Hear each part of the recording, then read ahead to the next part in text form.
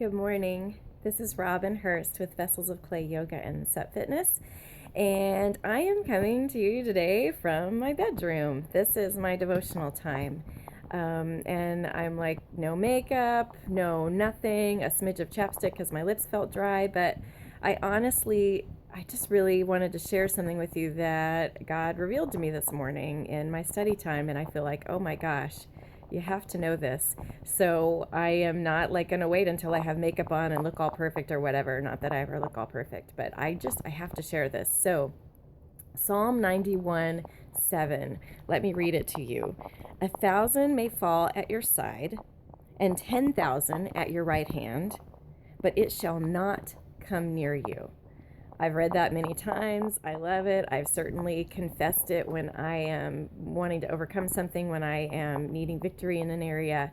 That's not a new thing for me, and maybe it's not a new thing for you. Maybe you need a little background on that. Like, who is this talking to? Well, according to Psalm 91:1, he who dwells in the secret place of the Most High shall remain stable and fixed under the shadow of the Almighty, whose power no foe can withstand. And verse 2 says, I will say of the Lord, he is my refuge and my fortress, my God, on whom I lean and rely, and in him I confidently trust. Okay, so the person who 1,000 may fall at their side, 10,000 at their right hand, but no threat, no nothing is going to come near them. That's the person who dwells in the secret place of the Most High. That's not the revelation. I already knew that. Here's the revelation as I was reading it today from my devotional time, was that I caught up on the words at your side, and I thought, what's it mean for 1,000 to fall at my side and 10,000 at my right hand? And what came to me, the revelation was, if someone is at your side, you aren't necessarily seeing them. Maybe they're your periphery. Maybe you don't even notice them because they're at your side. Maybe you're passing them by. You're going along doing what you do. You didn't even know they were there. So 1,000 may fall, 1,000 will fall just because you're around, just because you passed by, because you are in Jesus, because you are high up there in Jesus. I wrote to myself a note that says, just being near me, or as I pass by, not even seeing them because I am in Jesus and he is high, they will fall. That's without me trying. But when I actually put my effort in, my faith in, 10,000 fall.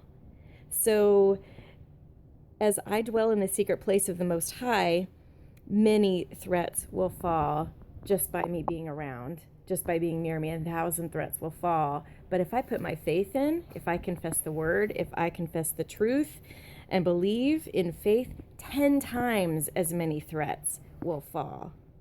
And then that is like even just a theoretical example, because they're not going to come near you at all. But that's the power of your faith. When you confess your faith, when you stand in faith, when you refuse to worry and you cast your cares and you say, you know what, I have a concerning thought right now, but I'm going to immediately take that to God and I refuse to worry.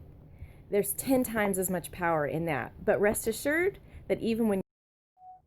So what I got cut off from saying was, rest assured that even when you're not trying, threats are falling. That is the word for, that is the truth for the people who are dwelling in the Most High God, in the shadow of the Almighty. And what does it mean to dwell? It means getting back in the Word. It means trusting, operating in our faith. And so also don't be condemned or feel funky if like this morning was crazy and you were rushing around, you didn't get to get in the Word.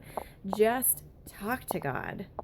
Just go back to Him and remind yourself who you are and whose you are. That's abiding in the Word.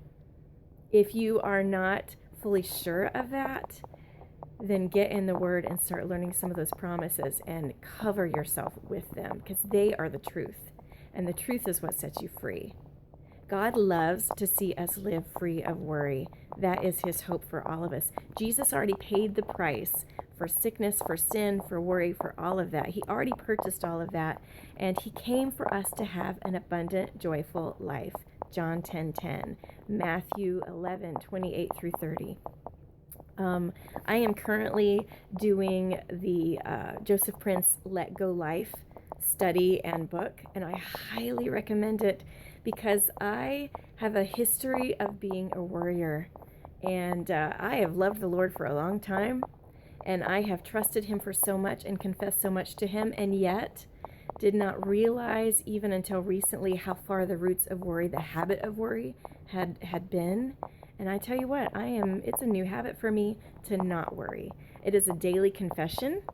It is not, it has not come naturally, except now. It's just the minute I get a thought of concern, you've got to cast that over to God and say, I refuse to worry. And I fully believe that action of our faith, even if you still feel the feeling of worry in your body, I believe that choosing that action of faith still has the same supernatural response.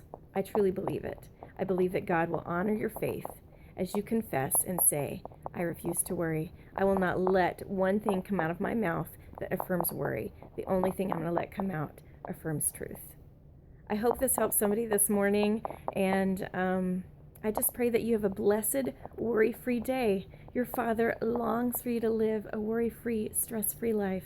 There will be trials, but we've got Him, and things will fall at your side easily without even trying, and 10 times as many things will fall when you confess and operate in your faith. Have a great day. This is Robyn with Vessels of Clay Yoga and Sup Fitness. Be blessed.